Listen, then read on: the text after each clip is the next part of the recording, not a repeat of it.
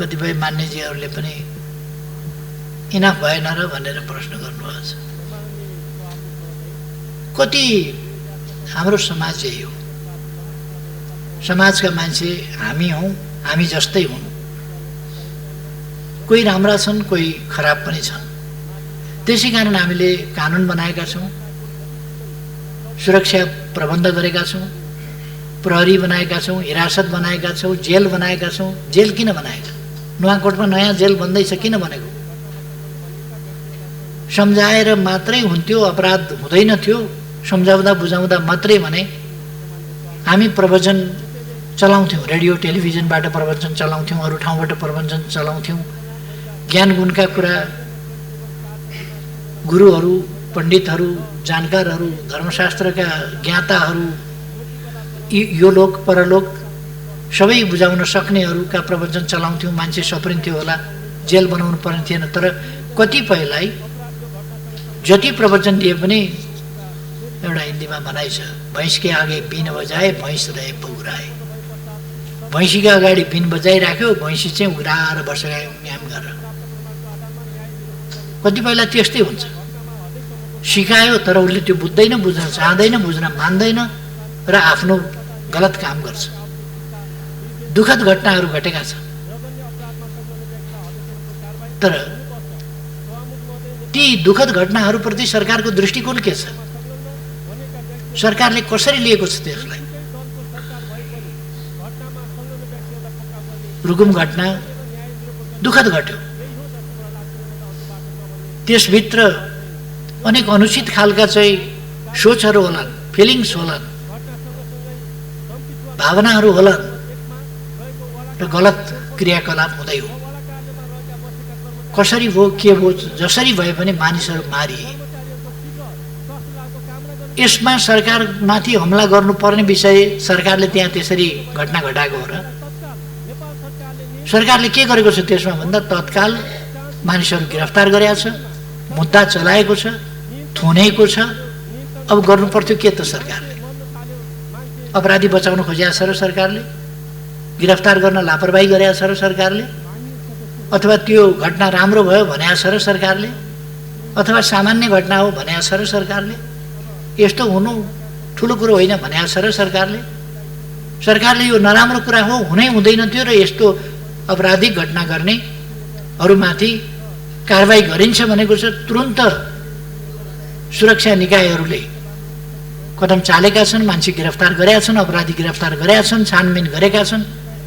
अझ गम्भीरताका साथ संसदले छानबिन समिति बनाएर, संसदीय छानबिन समिति पनि मैदानमा, कहीँ सरकारी तवरबाट मात्रै छानबिन उपयुक्त हुँदैन कि अझ संसदीय छानबिन पनि उपयुक्त आवश्यक छ कि भन्ने भएपछि हामीले संसदीय छानबिन समेत गराइरहेका छौँ। अनि यसमा सरकारको आलोचना गर्नुपर्ने ठाउँ कहाँनिर छ? एक ठाउँमा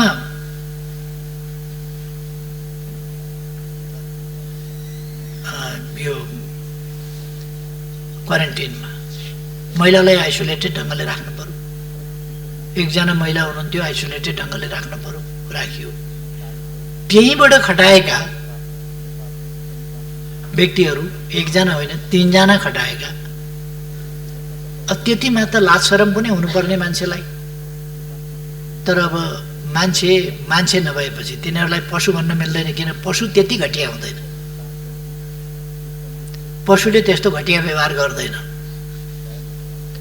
त्यस प्रकारका अपराधिक प्रवृत्तिका मान्छेहरू पनि हुँदा रहेछन्। त्यसको प्रिकसन नगरिएको होइन। एकजना मात्रै खटाएको भएदेखि एकजना महिला भएका ठाउँमा एकजना पुरुष किन खटाइयो, किन सुरक्षाको अलिक ध्यान दिइएन भन्ने कुरा हुन्थ्यो। 2 जना खटाएपछि पर्याप्त हुनुपर्ने 3 जना खटाएको छ। तर 3 जना अपराधिक मनोवृत्तिका कुकर्मीहरू निस्किए। बहुत दुःखको कुरा हो त्यो। मानव जातिका निम्ति एउटा कलङ्कको घटना हो, कलङ्कको प्रवृत्ति हो। त्यो प्रवृत्ति र त्यो व्यवहार अत्यन्तै जति निन्दा गर्दाखेरि पनि कम हुन्छ, दण्डनीय हो र सरकारले उनीहरूलाई गिरफ्तार गर्ने, दण्ड दिने काम तत्काल प्रारम्भ गरेको छ। सरकारले गराएको घटना होइन त्यो। सरकारले कसरी लिएको छ भन्दा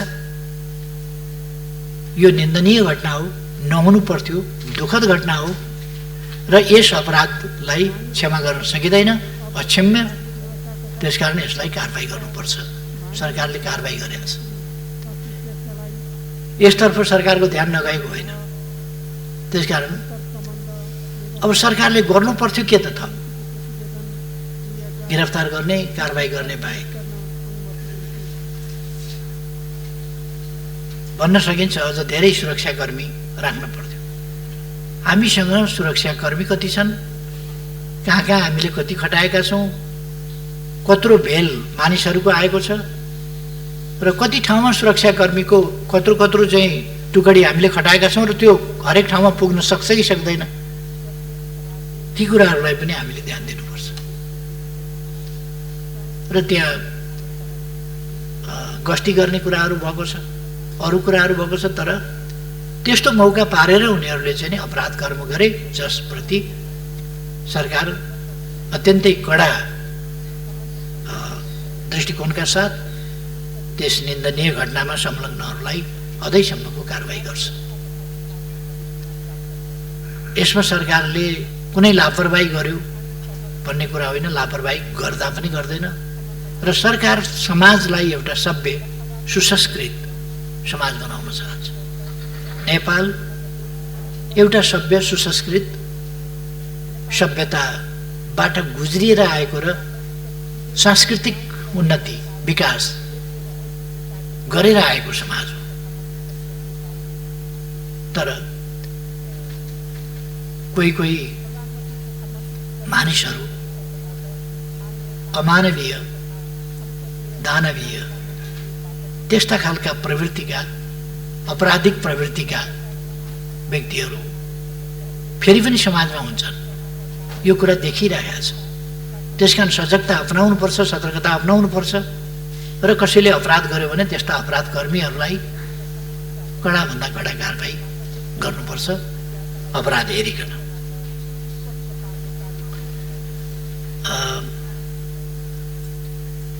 यस्ता विषयहरूमा सरकार संवेदनशील छैन कि भन्ने कुनै ठाउँ छैन।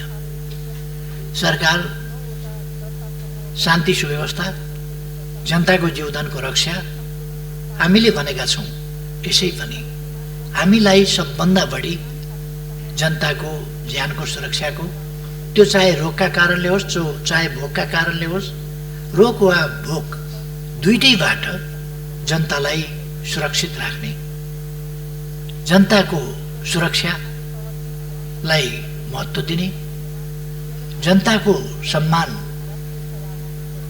जनताका अधिकार कहीँबाट नखसिउन्, जनताको जीव धन लगायतको सुरक्षा र सम्मानको रक्षा, यी सबै कुराहरूमा सरकार सजग छ।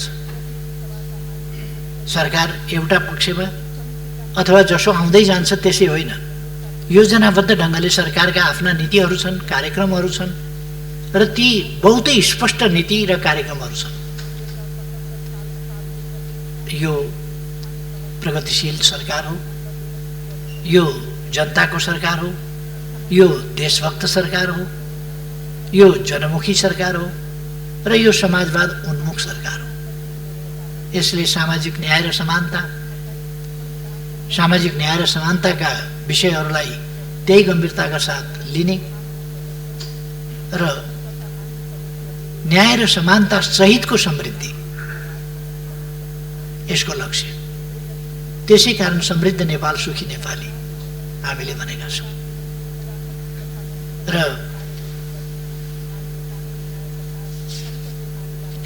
असाधारण र अभूतपूर्व प्रगति बितेका 2 वर्षमा सरकारले गरेको छ। त्यसको व्याख्या म पहिले पनि गरिसकेका छु, अब अहिले दोहोऱ्याउन र समय लिन चाहन्न।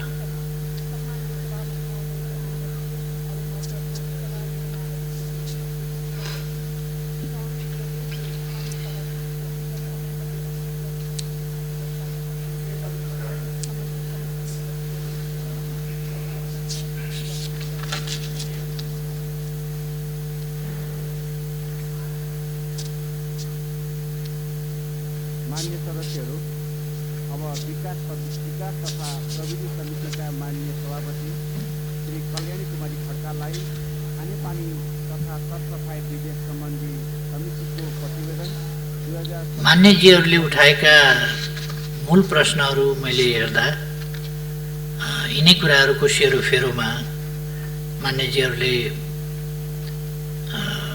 प्रश्न उठाउनु भएको छ।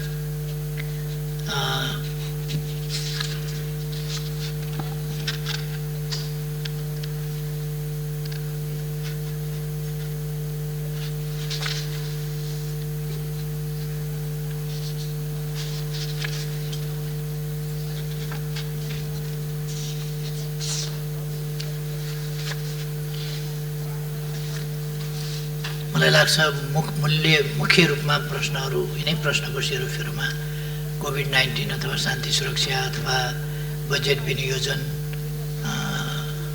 जस्ता कुराहरू अथवा टेस्टका कुराहरू अथवा क्वारेन्टिनका कुराहरू यिनै कुराहरूको सेरोफेरोमा मान्यजीहरूका प्रश्नहरू छलफलका क्रममा आएका थिए, जिज्ञासाहरू पनि आएका थिए।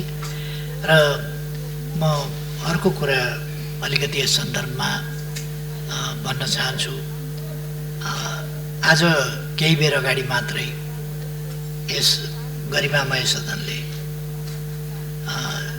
जसरी हामीले आफ्नो अतिक्रमित भूमि समेतलाई समेटेर नक्सा नेपाल सरकारले प्रकाशित गरेको थियो, नयाँ नक्सा, त्यसअनुसार हामीले हाम्रो प्रतीक चिन्हमा अथवा हाम्रो निशान छापमा संशोधन गर्न जरुरी थियो। संविधानको अनुसूची 3 संशोधन गर्न जरुरी थियो। यसमा प्रतिनिधि सभामा पनि व्यापक राष्ट्रिय सहमति देखा परेको थियो र विपक्षमा आवाज पनि आएन, विपक्षमा मतदान पनि भएन। राष्ट्रिय सभाबाट त्यस्तै जुन सोलिडारिटी देखिएको छ, ऐक्यबद्धता देखिएको छ, राष्ट्र एक भएको छ र राष्ट्र एउटा नयाँ उचाइ, नयाँ उपलब्धि इतिहासमा कि यस ढङ्गले सर्वसम्मत बनेको छ, एक ठाउँमा राष्ट्र उभिएको छ। देशलाई परेका बेला नेपाल एक ठाउँमा उभिन्छ, नेपालीहरू एक ठाउँमा उभिन्छ, राष्ट्रिय एकता कायम गर्छ। नेपालमाथि कसैले कुनै प्रकारको अन्याय गर्न खोज्यो भने त्यो सम्भव छैन। नेपालीहरूलाई विभाजित गर्न खोज्यो भने त्यो पनि सम्भव छैन। अरू साधारण कुराहरूमा, खुद्रा मसिना कुराहरूमा नेपालीहरू भिन्न भिन्न राय अभिमत जाहेर गर्लान्, तर राष्ट्रिय महत्त्वका विषयहरूमा राष्ट्रिय एकता प्रदर्शन गर्दछन् भन्ने जुन अभूतपूर्व एकता देखाएको छ, त्यसमा यस सदनले केही समय अगाडि गरेको निर्णयका लागि म सबै मान्य सदस्यहरू, सम्माननीय अध्यक्षज्यू लगायत सबै यस सभाका सदस्यहरू समेत हार्दिक धन्यवाद भन्न चाहन्छु। धेरै धेरै धन्यवाद छ साथीहरूलाई। अब यदि अहिले अझै पनि केही कुराहरू स्पष्ट रहेनन् भन्ने लाग्यो भने अथवा केही कुराहरूमा थप स्पष्टता आवश्यक छ भन्ने लाग्यो भने त्यस सम्बन्धमा स्पष्ट मैले पार्ने नै छु। मैले प्रतिनिधि सभामा यस सम्बन्धमा बोलेका कुराहरू पनि मान्यजीहरूले सुन्नै भएको छ, त्यसकारण यहाँ मैले अरू थप भनिरहनु पर्ला जस्तो लाग्दैन र अवश्य नै मान्यजीहरू स्पष्ट भएको हुनुपर्छ। यदि थप केही छ भने त्यो पनि म सुन्न र स्पष्ट पार्न तयारै छु। धन्यवाद। माननीय सदस्यहरू, सम्माननीय प्रधानमन्त्री केपी शर्मा ओलीले दिनुभएको जवाफका सम्बन्धमा स्पष्टीकरण माग गर्न चाहनुहुने माननीय सदस्यहरूलाई समय उपलब्ध गराउँछु। विनियोजन विधेयक अन्तर्गत सम्बन्धित मन्त्रालयको विनियोजन शीर्षकहरूमाथिको छलफलमा भाग लिनुभएका माननीय सदस्यहरूले मात्र स्पष्टीकरण माग गर्न पाउनुहुने बेहोरा जानकारी गराउँछु। स्पष्टीकरण माग गर्न चाहनुहुने प्रत्येक माननीय सदस्यलाई 1 मिनेटको समय निर्धारण गरेको छु। माननीय प्रमिला कुमारी।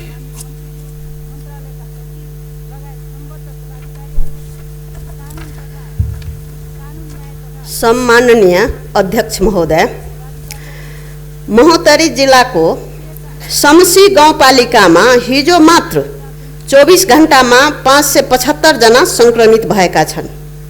यसरी तीव्र गतिले कोभिड-19 को संक्रमण कम्युनिटी ट्रान्समिसन भइरहेको अवस्थामा WHO को मापदण्ड अनुसार क्वारेन्टाइन व्यवस्थापन गर्न, 7वटै प्रदेशको हरेक परिवारबाट कम्तीमा 1 जनालाई PCR टेस्ट गर्न र अन्य व्यवस्थापन गर्न प्रधानमन्त्रीको कार्यालयमा अनावश्यक खर्चको लागि गरिएको विनियोजित बजेटलाई कोभिड-19 रोकथामको लागि विनियोजन गर्दा बेस हुन्छ। यसमा सम्माननीय प्रधानमन्त्रीज्यूको धारणा जान्न चाहन्छु। धन्यवाद। माननीय प्रकाश पन्त। सम्माननीय अध्यक्ष महोदय मार्फत सम्माननीय प्रधानमन्त्रीले मेरो जिज्ञासा क्वेसन छ। हामीले भनेको पनि प्रधानमन्त्री मुलुकै कार्यकारी प्रमुख हो। सबै मन्त्रालय विभागहरू प्रधानमन्त्री मात्र छँदैछन्, तसर्थ कुनैलाई नजिक कुनैलाई टाढा राख्नु भएन भन्ने नै हो। यो कुरामा हामी धेरै नजिक आइसक्यौँ र अब अरू कोरोनाका लागेर बितेका 19 जनाको त हिसाब किताब आयो, तर बाँकी हजारौँ मानिसहरू जो अब उपचार नपाएर बिते, कोही प्रसुति हुन नसकेर बिते, बाँकी थुप्रै मान्छेहरू चाहिँ मानसिक समस्याका निराशाका कारण आत्महत्या गरेर मरे। यिनीहरूको हिसाब किताब चाहिँ कहीँ पनि देखिएन। यसतर्फ पनि मैले सरकारको ध्यान आकर्षण गर्न चाहन्छु। धन्यवाद। माननीय अनिता देवकोटा। सम्मान्य अध्यक्षज्यू मार्फत सम्मान्य प्रधानमन्त्रीज्यूलाई प्रश्न गर्न चाहन्छु। अहिले क्वारेन्टाइन अत्यन्त अव्यवस्थित छ। क्वारेन्टाइनमा बिरामी नभएका पनि बिरामी हुनेछ र सुरक्षाको प्रत्याभूति छैन। त्यसैले त्यो महिलाहरू जुन क्वारेन्टाइनमा राखिन्छ तिनलाई विशेष सुरक्षाका साथ राख्नुपर्छ भन्ने मलाई लागेको छ। यसमा विशेष ध्यान जाओस् भनेर म प्रश्न गर्न चाहन्छु। त्यसैगरी प्रधानमन्त्रीज्यूले मुगुमा अभिभावकत्व लिएको विद्यार्थीहरू अहिले भर्चुअल शिक्षाको कुराहरू गइरहेको छ। स्कुल क्वारेन्टाइनमा छ। विद्यार्थीको घरमा टेलिफोन रेडियो पनि छैन, टेलिभिजन पनि छैन। भर्चुअल शिक्षा आकाशको फल आँखा तरुमर भन्ने स्थिति छ। के छ प्रधानमन्त्रीजीको यसबारेमा? त्यस्तै अरू विद्यार्थीहरूको बारेमा। माननीय सदस्यहरू, अब म माननीय सदस्यले सोध्नुभएको स्पष्टीकरणका सम्बन्धमा प्रश्न पार्न सम्माननीय प्रधानमन्त्री केपी शर्मा ओलीलाई समय उपलब्ध गराउँछु।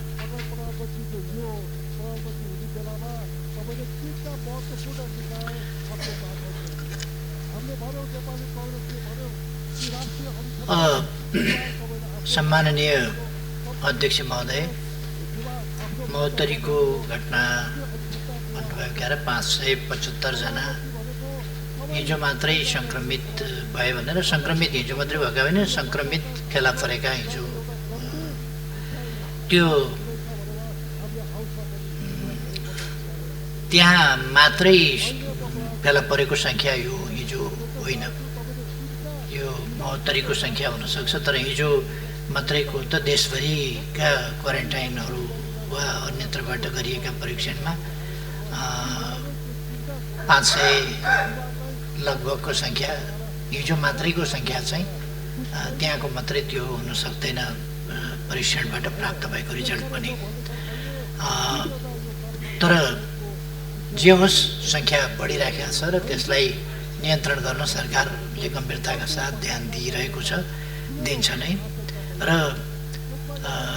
प्रदेश नम्बर 2 का महोत्तरी वा रौतहट जस्ता जिल्लाहरूमा थप PCR मेसिन पठाउनु पर्ने, स्वाब टेस्ट गर्नुपर्ने, परीक्षण गर्नुपर्ने र क्वारेन्टाइनको उचित प्रबन्ध गर्नुपर्ने आवश्यकता त्यहाँ मात्रै होइन विभिन्न ठाउँमा छ। क्वारेन्टाइनको WHO को के अरे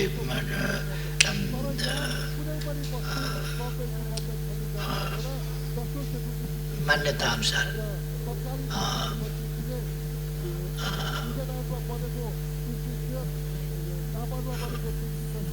त्यसअनुसार हुन नसकेको कुरा मैले अघि नै भने कि यति ठुलो फ्लो आयो मानिसहरूको, जसबाट त्यति क्वारेन्टाइन हामी अनुमान गरौँ कि 2,44,000 मान्छे एक महिनामा आउँछ भने 2,44,000 मान्छे बस्नका लागि क्वारेन्टाइन निर्माण गर्न कति समय लाग्छ?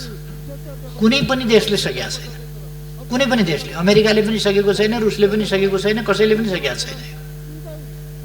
र आइसोलेसनमा राख्दाखेरि पनि उनीहरूले इटली जस्तो देशले पनि सडकमा लगेर राख्नु पर्यो, आइसियुको सेवा सडकबाट दिन पर्यो, भेन्टिलेटरमा बस्न पर्ने अवस्थामा ल्याउनु, नत्र भने हस्पिटलमा ठाउँ पनि छैन, नल्याउनु बिमारी, आइसोलेसनमा बस्नु भनेर विकसित देशहरूले पनि घर पठाउने स्थिति बन्यो। हामीले अझ त्यस तहमा हात उठाइसकेका छैनौँ। अब भगवानको भरोसा छ, हामीबाट केही पनि हुन सक्दैन भनेर विभिन्न देशका कार्यकारी प्रमुखले भनेको र लाचारी प्रकट गरेको हामीले देखेका छौँ। हामीले त्यस्तो गरेका छैनौँ। हामी नियन्त्रण गर्न सक्छौँ र अहिलेको अवस्थामा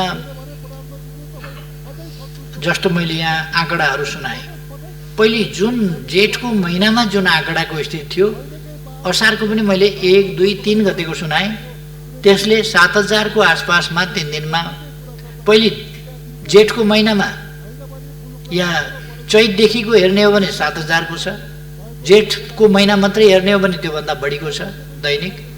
त्यस्तो स्थितिमा अहिले अलिक तल झरेको छ र हिजोको आँकडा अनुसार लगभग 2,000मा झरेको छ आउनेहरूको सङ्ख्या। यस ट्रेन्डलाई हेर्दाखेरि हामी श्रावणको अन्त्यतिरसम्ममा यसको पिक हुने अनुमान गर्न सक्छौँ अथवा भदौको सुरुतिर, र यो त्यसपछि ओह्रालो लाग्छ र हामी यसलाई क्रमशः नियन्त्रण गर्न सक्छौँ। तर अर्को कुरा के छ भने हामीलाई पनि बुझ्नु पर्यो, हाम्रा आनीबानी पनि बुझ्नु पर्यो, हाम्रा संस्कार पनि बुझ्नु पर्यो। त्यसले गर्दा दसैँ तिहार र छठ जस्ता चाडहरू आउँदैछन्, सधैँ यी चाड रमाइला हुन्थे हाम्रा लागि।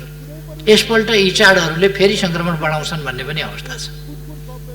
त्यसकारण यो खतराबाट हामी कति जोगिन सक्छौँ? यदि यस खतराले फेरि अलिकति हाम्रो ग्राफ बढाइदियो भने हामीले मङ्सिरमा फेरि ग्राफ अलिकति उँधो झर्दै गएको ग्राफ चाहिँ फेरि अलिकति मासतिर जान सक्छ र मङ्सिरको अन्तिमतिरबाट हामीले त्यस ग्राफलाई फेरि तल लान सक्छौँ र पुष माघसम्ममा हामी यसलाई नियन्त्रण गर्न सक्छौँ।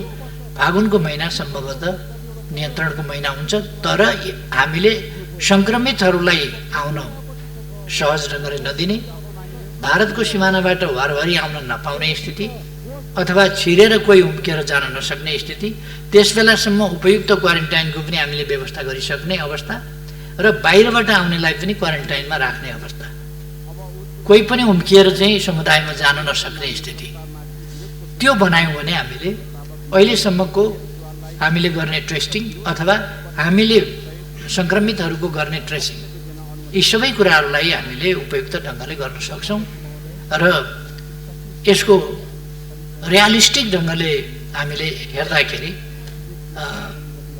असोज कार्तिक यो पारो चाहिँ धेरै तल घटेर जाने स्थिति बन्छ र अहिले बढे पनि हामीले यसलाई साउनसम्ममा नियन्त्रण गर्न सक्छौँ, किनभने सङ्क्रमितहरू आउने सङ्ख्याको कमी जसरी जुन मात्रामा भएको छ त्यसलाई हेर्दाखेरि हामी त्यो देख्न सक्छौँ। एउटा चाहिँ यो प्रधानमन्त्री कार्यालयका लागि मातहतका कार्यालयहरूमा छुट्याएको अनुपयुक्त बजेट चाहिँ नै कोरोनामा लगाउँ भन्ने, यो चाहिँ के भन्नुभएको मैले बुझिनँ। अनुपयुक्त बजेट विनियोजन गरिएको छैन। प्रधानमन्त्री कार्यालय मातहत कुनै पनि ठाउँमा अनुपयुक्त बजेट, अब प्रधानमन्त्री कार्यालय भनेपछि यसै सुन्दै रिस उठ्ने हो भने त कुनै त्यस्तो रिस उठ्नु हुँदैन, सुन्दै रिस उठ्नु पर्ने कुरा होइन त्यो। आज को छ भन्ने, कसको सरकार छ भन्ने होइन, तर जसको भए पनि प्रधानमन्त्री पनि चाहिन्छ देशलाई, प्रधानमन्त्रीको कार्यालय पनि चाहिन्छ। आज कोही मन नपर्ला तर पनि त्यहाँ गरिएको विनियोजन चाहिँ अनुपयुक्त छ भन्ने त्यस्तो होइन। त्यसकारण कोरोनामा लगाउन बजेट हामीले व्यवस्था गरेकै छौँ हाम्रो क्षमता अनुसार। हामीले के बुझ्नुपर्छ भने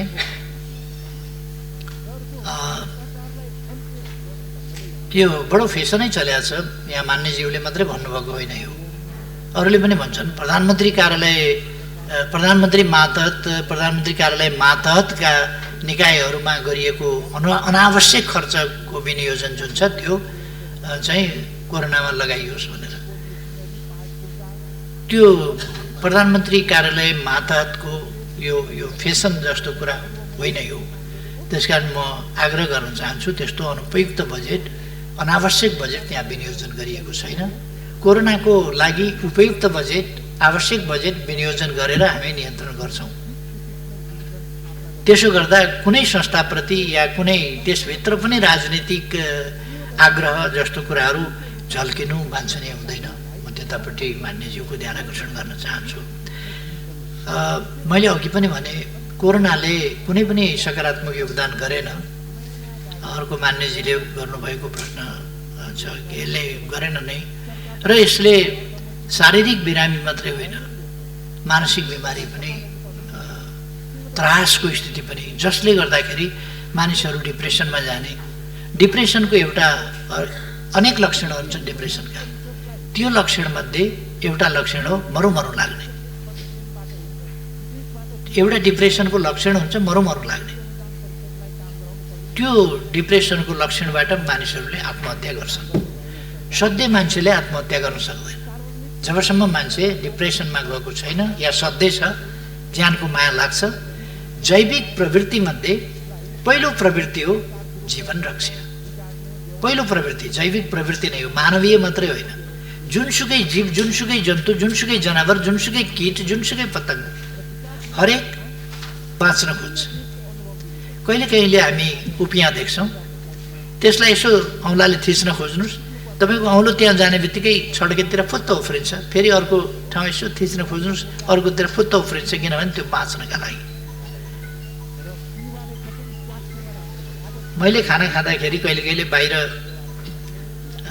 ब्रेकफास्ट गर्दा या खाना खाँदाखेरि बाहिर बरन्डामा खान्छु। बरन्डामा खाएपछि काग मसँग खानेकुराको सम्बन्धमा अलिकति लडाइँ गर्न आउँछ।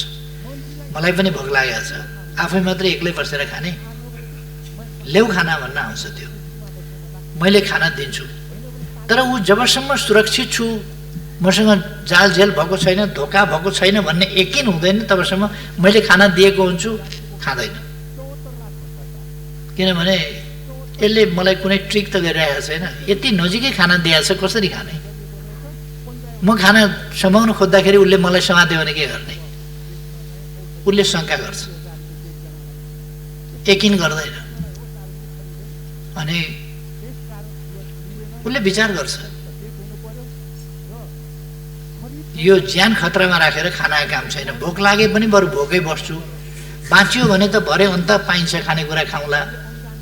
यहीँ मरियो भनेदेखि त गइगयो, खाना के खाएर अर्थ के भयो? त्यसकारण बाँच्ने पहिलो कुरा हो भन्छ र खाना मान्दैन। अनि अलिक परतिर साथ दिएपछि अब म सुरक्षित छु भन्छ र अनि खान्छ। सुरक्षा पहिलो कुरा हो। त्यसकारण पछि त्यो विश्वस्त हुँदै हुँदै अहिले चाहिँ नजिक आएर त्यो सँगै मात्रै होइन, खोसेर खान खोज्छ। कहिले उसलाई विश्वास भयो कि यसले मार्दैन, यसले कुनै पासो थाप्दैन, जालझेल गर्दैन भनेपछि त्यो अलिकति टेम्ड भएको छ, अलिकति घरेलुपन त्यसमा आएको छ। तर पनि ऊ पूर्ण यकिन चाहिँ गर्दैन। फेरि पनि हेर्छ, अनुहार हेर्छ, हात हेर्छ, हात चलाइ हेर्छ, उसको खानातिर मुखतिर नै लगाएको छ कि मतिर ल्याउन खोज्दैछ त्यो हेर्छ। उतिर हात यसो गर्यो भनेदेखि ऊ फुत्त पर सरिहाल्छ। यो जैविक प्रवृत्ति मानिसमा हुन्छ। त्यसकारण मान्छे झन् सचेत हुन्छ, मर्न चाहँदैन, आत्महत्या गर्नै सक्दैन। बाँच्ने प्रवृत्ति मानिसको मात्रै होइन, जैविक हो, जीवमा पनि त्यो हुन्छ भने मान्छे त झन् सचेत, ऊ चाहिँ बाँच्न चाहन्छ, बाँच्न खोज्छ। त्यसकारण जब मान्छेले आत्महत्या गर्छ तब बुझ्नुपर्छ पीडाले मर्यो, के भएर मर्यो, कसो भएर मर्यो भने पनि त्यस पीडाले उसलाई पहिले डिप्रेसनमा लान्छ र डिप्रेस भएपछि मात्रै उसमा मर्ने प्रवृत्ति सुरु हुन्छ र हाबी हुन्छ। जब मर्ने प्रवृत्ति मरुमरु लाग्ने प्रवृत्ति हाबी हुन्छ तब उसले आत्महत्या गर्छ। त्यसकारण हामीले साइकोलोजिकल ढङ्गले ट्रिट गर्ने, काउन्सिलिङ गर्ने यस्ता बेलामा जरुरी छ। त्यसै कारण हामी भनिरहेका छौँ कि टेरर मानिसलाई टेरर हुने गरी, टेरराइज हुने गरी होइन, सतर्क हुने गरी कुरा गरौँ। हामी पनि सतर्क बसौँ, आतंकित नबनौँ। कोरोनाबाट सतर्क बसौँ, आतंकित नहौँ। यो खराब हो, यसले मार्न पनि सक्छ, तर त्यसबाट हामी बाँच्न सक्छौँ, सर्न नदिन सक्छौँ सतर्क भयौँ भने। त्यसकारण आतंकित नबनौँ। आतंकले डिप्रेसनमा लान सक्छ। यस्तो कुराहरू थुप्रै भएको छ। डिप्रेसन अब कोरोनाको कारणले डिप्रेसन भएको हुनसक्छ, अथवा कोरोनाका समयमा भएका अन्य गतिविधि, अन्य क्रियाकलाप, अन्य हिंसाजन्य कुराहरू अथवा अरू प्रकारका मानसिक दबावहरू सिर्जना भएर पनि डिप्रेसनमा गएको हुनसक्छ र आत्महत्या भएको हुनसक्छ। तर त्यो लकडाउनका कारणले होस्, अरू कारणले होस्, कोरोना लाग्ला भन्ने डरले होस्, अथवा लकडाउनको फाइदा लिएर कसैले सबलले दुर्बललाई पीडा दिएको होस्, बाँच्न कठिन बनाएको होस्, मर्यादित जीवन जिउन नदिएको होस्, जेसुकै कारणले भए पनि त्यस्ता कुराहरू हुने गरेका छन् जसप्रति सरकार अत्यन्त संवेदनशील छ। र सामाजिक काउन्सिलिङ गर्ने कुरा, आतंकित नहुने कुरा, समाजलाई सभ्य र मर्यादित ढङ्गले चलाउनुपर्छ। हामी मानव जाति चाहिँ सभ्य हुनुपर्छ, परपीडक होइन, सहयोगी हुनुपर्छ भन्ने असल चेतनाका कुराहरू सम्प्रेषण गर्ने र मानिसलाई कोरोनाबाट पनि त्यही ढङ्गको सजगता दिने, आतंक होइन। त्यस सम्बन्धमा पनि हामीले प्रयास गरेका छौँ। सञ्चार माध्यमहरूलाई पनि हामीले भनेका छौँ कि सञ्चार माध्यमहरूले सचेत बनाउने, त्रसित बनाउने होइन, मान्छेलाई उच्च मनोबलको बनाउने, आतंकित होइन, उच्च मनोबलको, कि हामी सर्नबाट रोक्न सक्छौँ, जोगिन सक्छौँ, सरिहाल्यो भने पनि त्यसलाई पराजित गर्न सक्छौँ। नेपालीमा इम्युन सिस्टम धेरै राम्रो छ भनेर मैले धेरैपल्ट सकारण भनेको छु। सकारण त्यसका तर्कहरू छन्। कतिपयले इम्युन सिस्टम बुझेका छैनन्। नेपालीहरूमा असाधारण इम्युन सिस्टम छ। एकाध उस्तै कमजोर भएका मान्छे, इम्युन सप्रेस गरेका मान्छे, त्यस्तोहरूलाई मात्रै खतरा हुन सक्छ। नत्र भने साधारणतया भन्ने हो भने नेपालीहरूमा जुन इम्युन सिस्टम छ त्यो लागेर पनि त्यसले लगिहाल्न सक्छ भन्ने कुरा छैन, होइन।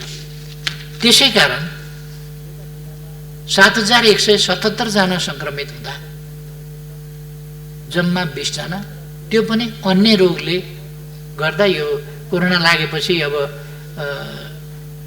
WHO को भनाइअनुसार हामीले एउटा त्यो मापदण्डलाई मान्न पर्ने कि त्यो लागेपछि त्यसैको टाउकोमा हालिदिनु पर्ने भएको हुनाले यो 20 को सङ्ख्या भएको। अझै पनि म त्यो दोहोऱ्याउन चाहन्छु, त्यो सत्य हो त्यो कुरा। र नत्र भने हाम्रो साह्रै सानो सङ्ख्या होला। यति हामीले 1167 जना त निको पारेर घर पठाइसकेका छौँ। अर्थात् यो निको हुँदो रहेछ नि, निको हुन्छ। 1-2 जना बितेको भए पनि 1167 जना त निको भएर घर गए, अथवा निको भएर घर जान्छन्। 81-82 वर्षको उमेरको ज्येष्ठ नागरिक महिला निको भएर घर जानुभयो। 64 वर्षको ब्लड प्रेसर भएका बिरामीहरू, उच्च रक्तचाप भएका बिमारीहरू, दमका बिमारीहरू, अरू विभिन्न बिमारीहरू भएकालाई गाह्रो पर्छ भनेको पनि नेपालमा त्यस्ता बिमारी, खोइ म त दमको बिमारी थिएँ, यस्तो थियो, तर पनि उच्च रक्तचाप पनि थियो, तर पनि मजाले तातो पानी खाने गरेँ, निको भएर पो आएँ भन्ने बुढाबुढीहरू हामीले भेटिरहेका छौँ। त्यसकारण नेपालीहरूमा इम्युन सिस्टम धेरै धरो छ र हाम्रो उपचार पद्धति प्रवृत्ति पनि भरसक राम्रो छ, तर यसको औषधि छैन। त्यसकारण पर्खिने र प्रतिरोध गर्ने नै यसको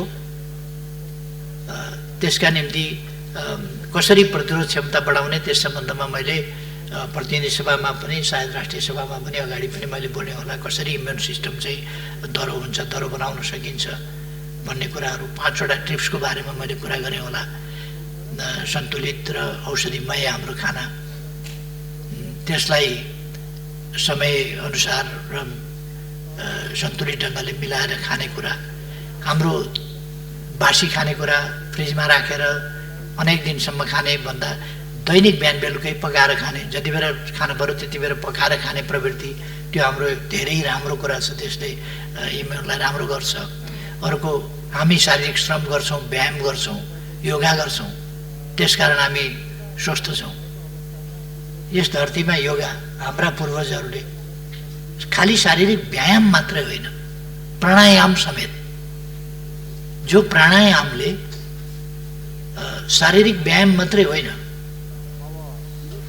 श्वास प्रश्वासलाई नियन्त्रित, दौडिएर काम गरेर स्वाहा स्वाहा हुन सक्छ, सास बढ्न सक्छ दौडिँदा, तर त्यो नियन्त्रित श्वास प्रणाली, त्यसको नियन्त्रित र पर्याप्त फोक्सो खाली गर्नेदेखि पर्याप्त फोक्सो भर्नेसम्मको यो स्वास्वा फ्याफ्याको हिसाबले मात्रै होइन, त्यसलाई नियन्त्रित गर्ने, जसबाट मस्तिष्कमा पर्याप्त अक्सिजन, मुटुमा पर्याप्त अक्सिजन जस्ता कुराहरू पुर्याउँछ, जसले सम्पूर्ण शरीरमा रक्त सञ्चारद्वारा अक्सिजन पुर्याउँछ र मान्छे ताजा हुन्छ। यी सब काम हाम्रा पूर्वजले अनुसन्धान गरेका थिए। त्यसकारण यो हामी कहाँ चाहिँ नि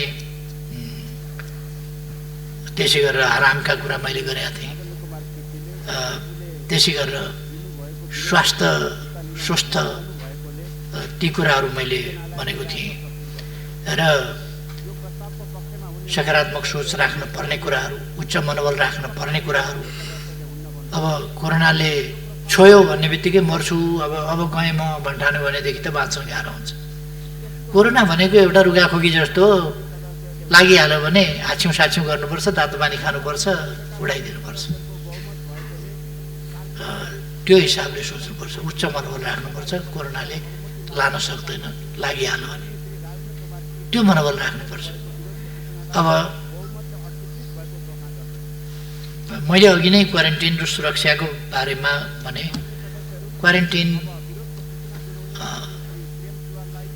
विश्व स्वास्थ्य सङ्गठनको मापदण्ड अनुसारै हुनुपर्छ भन्ने हामी सबैको मान्यता हो। हामी प्रयास त्यही गरिरहेका छौँ। तर पनि यथार्थ के हो भनेदेखि हाम्रो सामर्थ्यले अहिलेसम्म लाखौँ मान्छेलाई, जस्तो मैले अघि नै भने, क्वारेन्टिनमा 1,08,336 जना मानिस अहिले छन्। यति उपयुक्त क्वारेन्टिन यति बनाउने हो भने करिब करिब युद्ध स्तरमा बनाउने हो भने 1 वर्षमा बनाइसकिँदैन।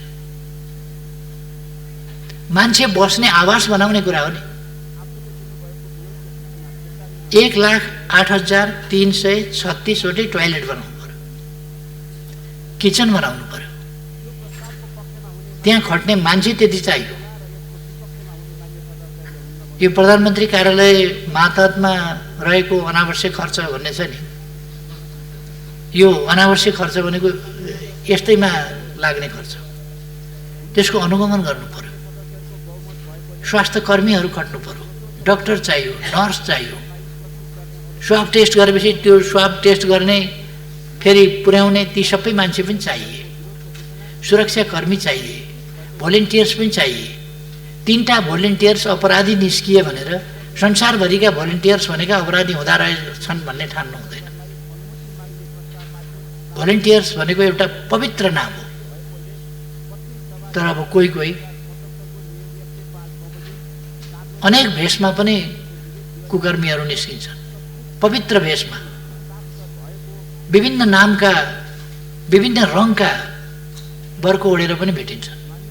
त्यसो भनेर त्यस्तो बर्को ओढ्ने जति या त्यस्तो नामका वस्त्र धारण गर्नेहरू जति सबै त्यस्तै हुन्छन् भन्न सकिँदैन। कहिले कहिले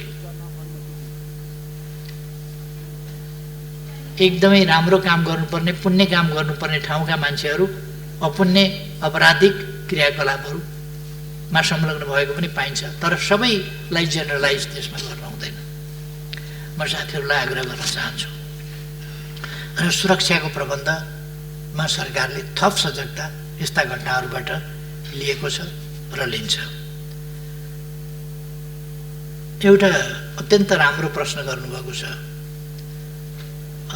मैले अस्ति चैत्रबाट कक्षा सुरु हुँदा मैले शैक्षिक अभिभावकत्व लिएका मुगुका विद्यार्थीहरूलाई काठमाडौँमै ल्याएर बोर्डर्स गर्ने, त्यसका निम्ति माघमा आमा बुवाहरू समेत बोलाउने ती कुराहरू अगाडि सारेको थिएँ। यहाँ फागुनमा उहाँहरूलाई बोलाउने र उहाँहरूले पनि बस्ने ठाउँ स्कुल बोर्डर्स कहाँ गरिन्छ त्यो हेर्ने र मैले त्यसै गरी सिरामा शैक्षिक अभिभावकत्व लिएका विद्यार्थीहरूलाई पनि त्यसै गरी पढाउने भन्ने सोचेका थिएँ। तर यो क्वारेन्टाइनको कारणले, लकडाउनको कारणले, आदि कारणले ती विद्यार्थीहरू पनि र अरू पनि त्यस्तैमा परेका छन्। अर्को, हामीले अस्ति 1 गतेबाट अनलाइन शिक्षा आदि भनेर सुरु गऱ्यौँ। तर नेपालको सुविधा, सहुलियत, पहुँच यी सबै कुरा समान छैनन् र सबै ठाउँमा पुर्याउन सकिएको छैन। त्यसकारण सबैलाई भएन भने कसैलाई पनि नगर्ने भन्न सकिँदैन। त्यसकारण हुन सकेका ठाउँहरूमा हामीले अनलाइन शिक्षा, अफलाइन शिक्षा, टेलिभिजन शिक्षा, रेडियो शिक्षा, विभिन्न ढङ्गले शिक्षा उपलब्ध गराउने ती कामहरू गरेका छौँ। जहाँ इन्टरनेट छैन त्यहाँ इन्टरनेट पुर्याउने कोसिस गरेका छौँ।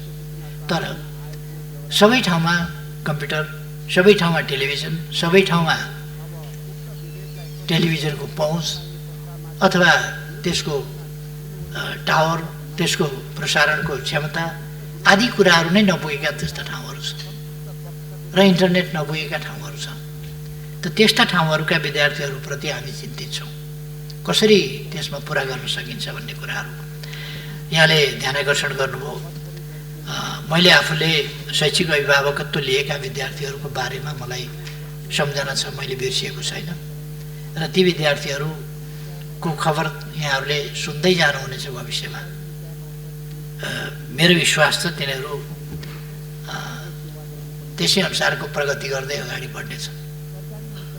अरू ठाउँमा पनि मैले गरिब बालबालिकाहरूको कसरी उत्थान गर्न सकिन्छ, तिनीहरूलाई गरिबीबाट कसरी उन्मुक्त गर्न सकिन्छ र तिनीहरूको उज्जवल भविष्य कसरी बनाउन सकिन्छ, तिनीहरूलाई प्रतिस्पर्धी क्षमताका नागरिक, विश्वमै प्रतिस्पर्धी क्षमताका नागरिक कसरी बनाउन सकिन्छ हाम्रा देशका तमाम बालबालिकालाई, त्यतापट्टि पनि मेरो ध्यान गएको छ र सरकारको ध्यान गएको छ। तदनुसार हामी प्रयासहरू अगाडि बढाइरहेका थियौँ। आगामी वर्ष हामीले यस वर्ष यो नयाँ आर्थिक वर्षमा देशलाई साक्षर घोषणा गर्ने योजना बनाएका थियौँ। तर मलाई लाग्छ यस वर्ष हामीले साक्षर बनाउन सम्भवतः सक्दैनौँ, अर्को 1 साल पर्खिनुपर्छ जस्तो लाग्छ। त्यसकारण अहिलेको सरकार कुनै अव्यावहारिक कुराहरू गरिरहेको छैन।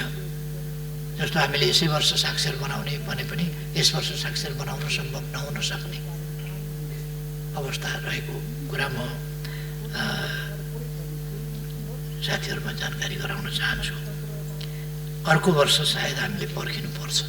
तर फेरि अर्को एउटा ऐतिहासिक काम हामी गर्नेछौँ। अर्को वर्ष, अर्को आर्थिक वर्षबाट हामीले नेपाल निरक्षरता नभएको साक्षरहरूको, पढे लेखेका मान्छेहरूकै देश हो भनेर गर्व गर्ने ठाउँमा नेपाललाई 1 सिडी फेरि माथि उठाउन सक्छौँ। अनेक क्षेत्रमा हामीले माथि उठाएका छौँ। हामीले एउटा खुल्ला ठाउँमा शौच गर्ने खालको जुन एउटा स्तर थियो समाजको, त्यसलाई माथि उठाएर अब अनिवार्य रूपमा हरेकले शौचालयको प्रयोग गर्न सक्ने, पाउने र गर्ने प्रवृत्ति र सुविधा त्यस ठाउँमा देशलाई पुर्याएका छौँ र एउटा सभ्यताको माथिल्लो सिँढीमा उठाएका छौँ। अघि मैले भने सभ्यताका यस्ता थुप्रै सिँढीहरू, थुप्रै युगहरूलाई हामीले परिवर्तन गरिदिएका छौँ। सडकमा भिखारी देखिने युग समाप्त भएको छ, बालबालिका सडकमा देखिने युग समाप्त भएको छ, भिखमङ्गा सडकमा देखिने युग समाप्त भएको छ, सडक मानव देखिने युग समाप्त भएको छ। र अब यसै गरी निरक्षर देश भन्ने मापदण्ड त्यो पनि एक स्तर माथि देश उठ्नेछ। र हामीले दिगो विकास लक्ष्यका मापदण्डहरूमा, थुप्रै मापदण्डहरूमा हाम्रो रेकर्ड राम्रो छ।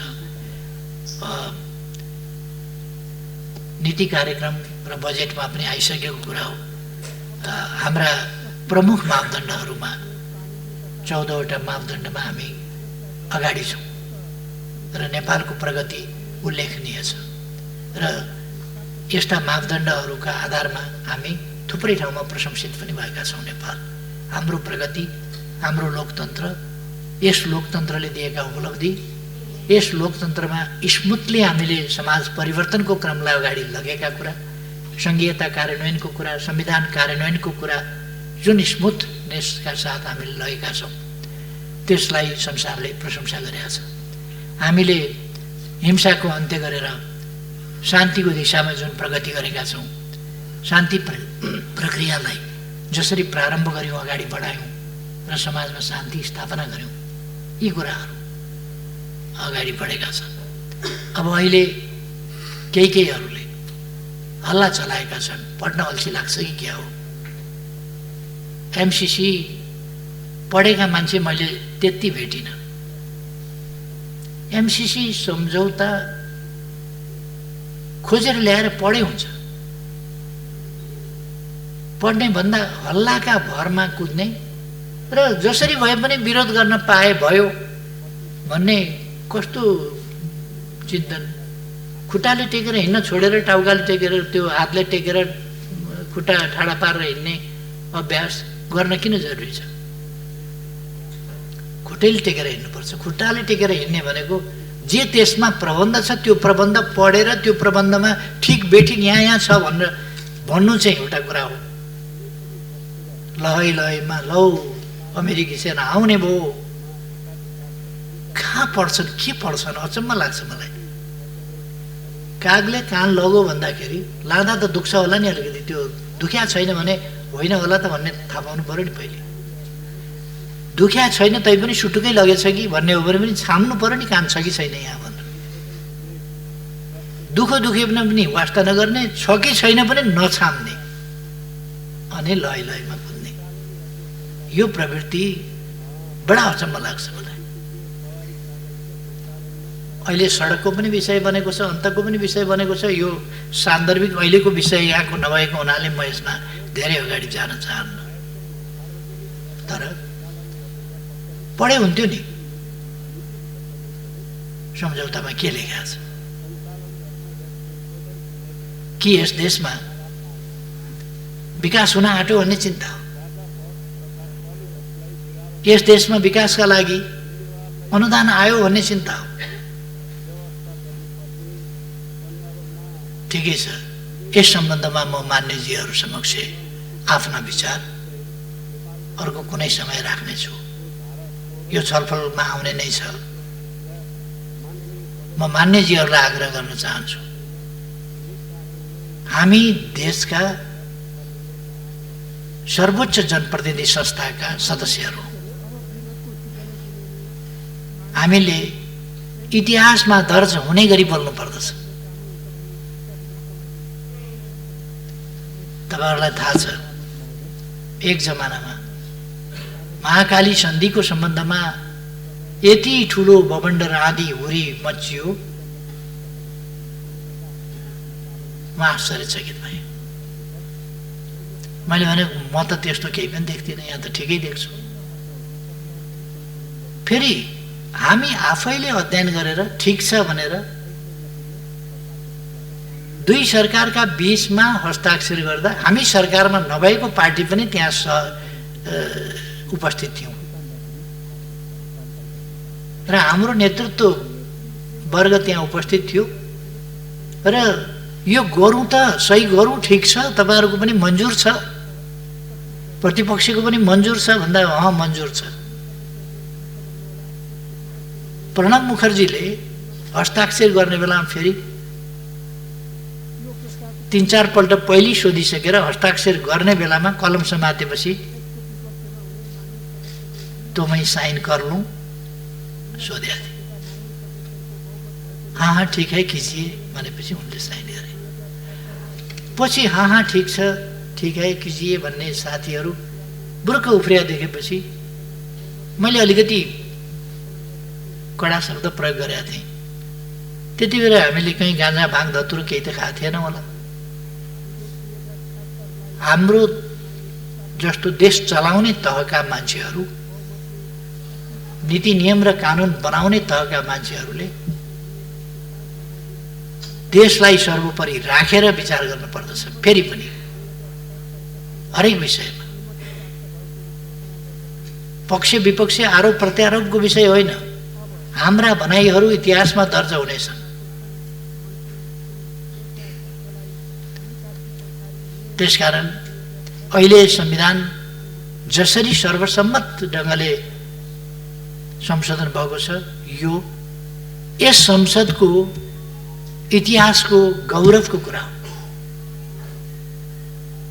नेपाली हुनुको गौरवको कुरा हो, राष्ट्रियताको प्रश्नमा नेपालको एकताको गौरवको कुरा हो। त्यस्तै गौरवका विषय हुने गरी हाम्रा अभिव्यक्तिहरू पढेर, अध्ययन गरेर, हेरेर भोलि फरक नपर्ने गरी हाम्रा नाति नातिनीका पालासम्म फरक नपर्ने गरी, त्योभन्दा पछिसम्म पनि फरक नपर्ने गरी यी इतिहासमा हेरिने विषय बन्छन्। म मान्यजीहरूको ध्यान आकर्षण गर्न चाहन्छु, इतिहासमा हेरिने विषय बन्छन्। त्यसकारण हामीले संसदमा बोल्दा कहिले के कुरा बोलिराखेका हुन्छौँ। म स्मरण गराउन चाहन्छु, संसदका सबै अभिव्यक्तिहरू रेकर्डेड छन्। हिस्ट्रीले फेरि रेकर्ड हुँदिन्छ। अस्ति भर्खर मैले एउटा अनलाइनमा हेरेँ, 53 सालमा मैले कालापानीको सम्बन्धमा छलफलमा राखेको कुरो, फेरि त्यति बेला सार्वजनिक महत्त्वको प्रस्ताव पेश गरेको कुरो, सीमा सम्बन्धी विषयमा छलफल गरौँ भनेर राखेको प्रस्ताव अस्ति एउटाले निकालेछ। 53 सालको कुरो। मलाई धेरै गाली गर्न सकिन्छ, तर मेरो अभिव्यक्तिमा कहीँ कतै चुकेको कुरो कसैले निकालिदियो भने धन्यवाद दिन्छु। इतिहास खोज्न गए हुन्छ। 55 वर्ष भयो मैले राजनीति गरेको, यो 55 वर्षको इतिहास खोज्न गए हुन्छ। खोजेर एउटा शब्द कहीँ त्रुटिपूर्ण निकालिदिए हुन्छ। 48 सालदेखि म संसदमा छु। संसदमा बोलेका कुराहरूको त्रुटिपूर्ण भनाइ, देशहितको विरुद्धको भनाइ, जनताको हितको विरुद्धको भनाइ, सत्ता पक्षमा हुँदा होस् प्रतिपक्षमा हुँदा होस्, मैले प्रतिपक्षको हिसाबले सत्ताको आलोचना गर्नुपर्छ भनेर त्यसरी बोल्ने गरेका थिइनँ, छैन। त्यसकारण म भन्छु कि त्यसरी निकालिदिनु भए हुन्छ यदि कसैले सक्नुहुन्छ भने। त्यो सम्भव छैन। अस्ति कसले निकालेछ फेरि, यो 53 सालमा मेरो नेतृत्वमा एउटा आयोग बनेको थियो। त्यस आयोगले प्रतिवेदनै दिएको छ। त्यस प्रतिवेदनमा लिम्पियाधुराबाट निस्किएको काली नदी सिमाना हो। त्यसभन्दा पूर्वका, उत्तरका पूर्वका लिम्पियाधुरा, लिपुलेक, कालापानी नेपालका भूभाग हुन् भन्ने कुरा त्यस प्रतिवेदनमा पनि लेखिएको रहेछ, जसमा मैले हस्ताक्षर गरेको छु। यो त 53 सालमा पनि लिम्पियाधुरादेखि भनेको रहेछ, आज मात्रै होइन। महाकाली सन्धिको समयमा पनि मेरो भनाइ कसलाई मन परेन र के भन्यो भन्ने कुरा होइन, लिखितै प्रमाण कसैले खोजेर निकालेछ। धन्यवाद छ। लिम्पियाधुरादेखिकै भूमि नेपालको हो भनेर त 53 सालमा नै मैले प्रतिवेदन बुझाएको रहेछु, हस्ताक्षर गरेको रहेछु। त्यसकारण मेरो आग्रह छ हाम्रा बहसहरू तदनुसारकै इतिहासमा सत्य साबित हुने हुनुपर्दछ, सेन्टिमेन्टका कुरा होइन। हामीसँग हाम्रो परराष्ट्र नीति हुनुपर्दछ, हामीसँग लगानी नीति हुनुपर्दछ, हामीसँग अनुदान कस्ता स्वीकार्ने अस्वीकार्ने ती नीति हुनुपर्दछ। हामीले बोल्दाखेरि यस्ता कुराहरू सबैको सुस्थिर विश्लेषणका साथ बोल्नुपर्दछ। त्यतापट्टि म साथीहरूको ध्यान आकर्षण गर्न चाहन्छु। र विचार राख्न, देश र जनताको हितको पक्षमा अध्ययनका निष्कर्ष र विचार राख्न हिचकिचाउनु हुँदैन, हिचकिचाउनु पर्दैन। त्यो स्वतन्त्रता हामीलाई छ। विचार छलफलका लागि पार्टीले निषेध गर्दैन, व्हिप लगाउँदैन। कमसेकम मैले नेतृत्व गरेको पार्टीको कुरा म गर्छु। छलफलका लागि निषेधित व्हिप जारी गर्दैन। कहिले कहिले मतदानका लागि व्हिप जारी गर्न सक्छ, कहिले कहिले त्यो पनि गर्दैन। जे होस्, म मान्यज्यूहरूलाई धन्यवाद भन्न चाहन्छु।